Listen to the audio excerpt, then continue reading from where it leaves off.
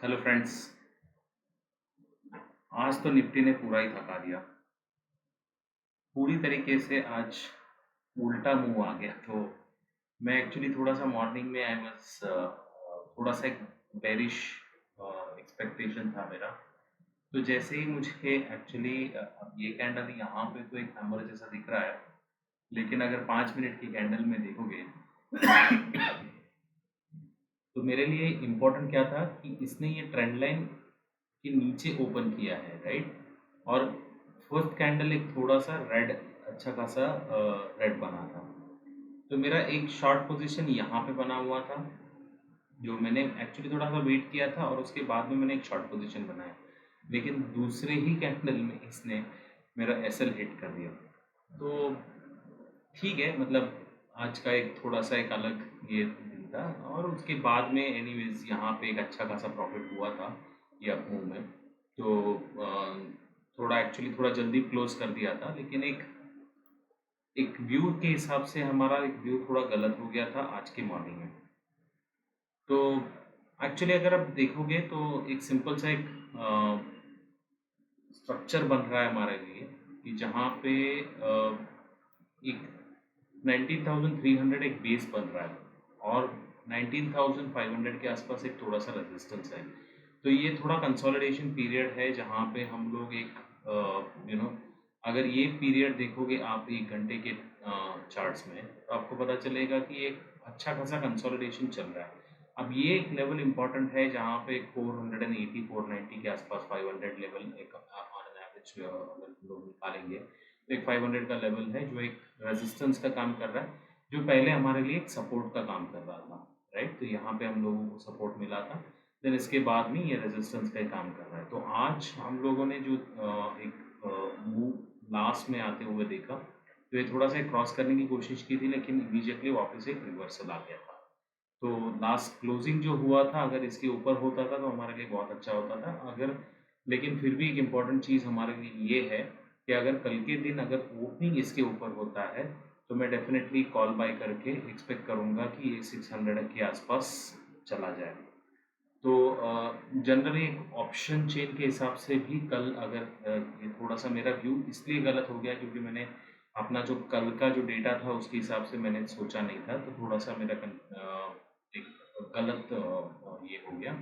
लेकिन 400 का put writer कल से ही बैठा हुआ था। तो जैसे ये ओपनिंग हुआ और ये रिवर्सल आया, बेसिकली ये रिवर्सल आने के बाद एक एक कोशिश वही हो रही थी कि इसको 400 के ऊपर ही रखा जाए और एक 500 हमारा एक मिड पॉइंट बन जाएगा जो ऑप्शन राइटर्स के लिए, बिकॉज 600 का कॉल राइटर बैठा हुआ है और 400 का पुट राइटर। सो ये 400 के ऊपर ही क्लोज होने के चांसेस बहुत ज़्यादा है आज के अभी के हिसाब से।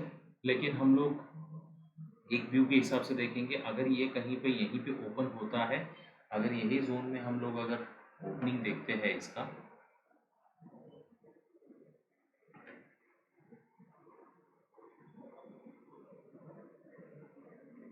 अगर ये जोन में अगर मार्केट ओपन होता है तो हम लोग इसको एक, पता नहीं क्यों ये ड्राइंग का एक प्रॉब्लम ही है।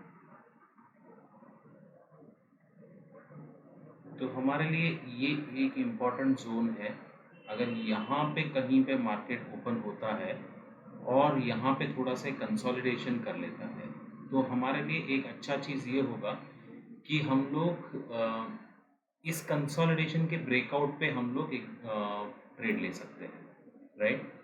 और अगर इसके ऊपर ही ओपन होता है, अगर ये लेवल के ऊपर ऊपर ओपन होता है और थोड़ा सा एक वेट कर लेता है, अगर ये 5 मिनट्स 10 मिनट्स का कैंडल अगर यहाँ पे होल्ड कर लेता है और अगर उस कैंडल का हाई अगर ब्रेक होता है, तो मैं एक्सपेक्ट करूँगा कि 600 का टारगेट कल आ सकता है।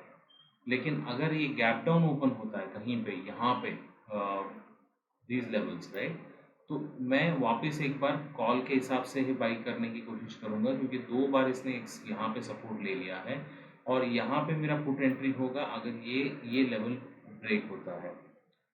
यहाँ पे भी अगर पुट एंट्री हो सकता है अगर ये मार्केट यहाँ पे ही कहीं ओपन हो और कंसोलिडेट करके फर्स्ट 5 मिनट्स 10 मिनट्स का कैंडल अगर क्लोज नीचे कर दे इसके और उसका लो ब्रेक हो जाए, तो ये एक बेरिश सिग्नल होगा हमारे लिए, राइट। तो इम्पॉर्टेंट चीज़ यही है कि हमारे एसी रेंज में मार्केट कल खेलने की पॉसिबिलिटीज़ है, क्योंकि यही रेंज ऑप्शन राइटर्स के लिए भी इम्पॉर्टेंट है, राइट।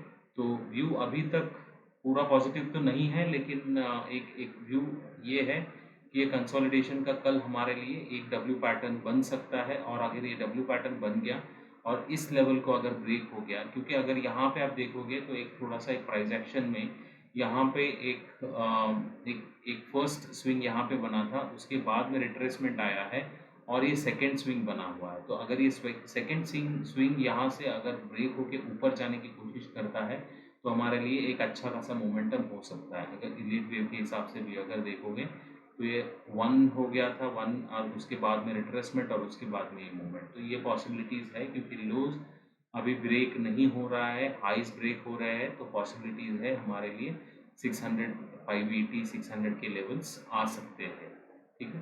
तो वो हिसाब से हम लोगों को एक ट्रेड्स प्लान करना पड़ेगा, कहाँ पे ओपन होता है और कहाँ से हम लोगों को एक ब्रेकआउट मिलता है, उसका हम लोगों को एक एनालिसिस करके उसके बाद में ट्रेड लेना बहुत ज़रूरी है। राइट, सो वही है।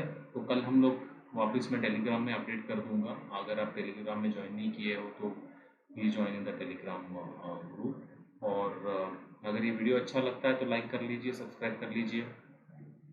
Thank you guys.